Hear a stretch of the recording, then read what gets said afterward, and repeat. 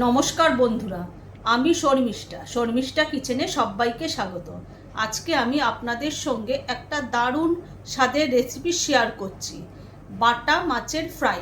আর ভিডিওটা আপনারা প্রথম থেকে শেষ পর্যন্ত অবশ্যই দেখবেন যে আমি বাটা মাছের ফ্রাইটা কিভাবে বানাই। চলুন দেখে নিই। এখানে 4 পিস বাটা মাছ নিয়ে নিয়েছি, ছোট ছোট সাইজের। এটাকে আমি ধুয়ে পরিষ্কার করে নিয়েছি, আঁশ ছাড়িয়ে নিয়েছি ভালো করে। এটাকে ম্যারিনেট করে নেব আমি বাটা মাছ ফ্রাই করার জন্য। আমি পরিমাণ মতো নুন দিয়ে দেবো, হাফ চামচ হলুদ গুঁড়ো দিয়ে দেবো, হাফ চামচ ধনে গুঁড়ো, হাফ চামচ গোলমরিচ গুঁড়ো, হাফ চামচ জিরে গুঁড়ো। আমি হাত দিয়ে সমস্ত উপকরণগুলো মাছের সঙ্গে মেখে নেব ভালোভাবে।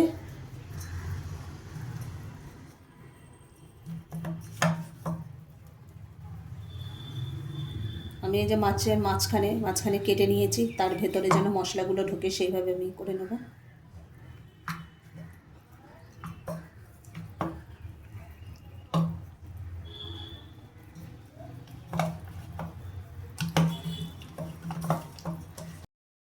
আমি 2 চামচ এখানে আদা, রসুন, কাঁচা লঙ্কা, টমেটো আমি মিক্সিতে পেস্ট করে নিয়েছি, সেটা দিয়ে দেবো।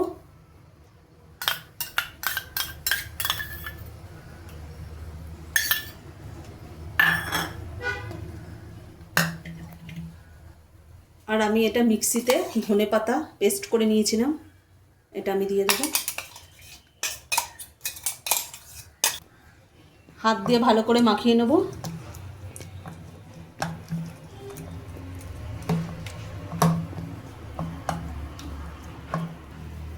এটাকে আমি 1 ঘন্টা রেস্টে রেখে দেবো। আমি একটা পাত্র নিয়ে নিয়েছি, এবার আমি একটা ব্যাটার তৈরি করে নেব। এখানে 2 চামচ আমি বেসন দিয়ে দিচ্ছি,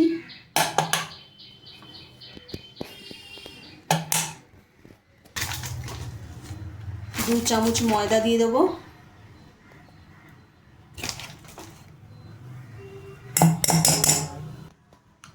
স্বাদ মতো আমি এখানে নুন দিয়ে দেবো,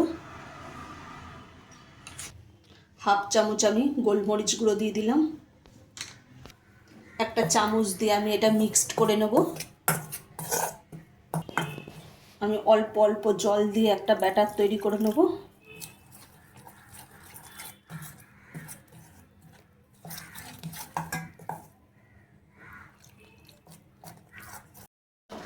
গ্যাসটা ধরিয়ে দিলাম, কড়াইটা আমি বসিয়ে দিচ্ছি।